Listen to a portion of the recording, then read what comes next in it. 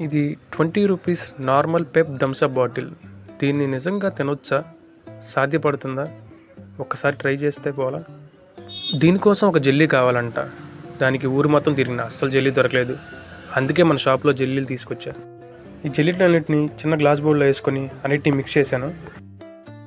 Gas పొయ్యి మీద పెనం పెట్టుకుని దాని మీద మన దగ్గర ఉన్న థమ్సప్ చిల్లీ బాటిల్ని దాంట్లో పోసుకుని మనం కలుపుకున్న జెల్లీస్ని దాంట్లో వేసి బాగా మిక్స్ చేసి ఈ చిన్న చిన్న జెల్లీలు మొత్తం కరిగిపోయిన దాకా బాగా మరగపెట్టి ఉంది.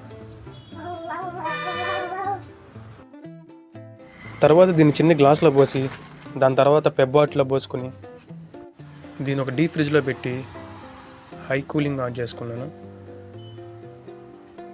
ఆఫ్టర్ 12 అవర్స్ నేను ఫ్రిడ్జ్లోంచి తీసి బాటిల్ పైకి ఎస్ నిజంగానే జెల్లీలాగా మారింది. Please don't try this.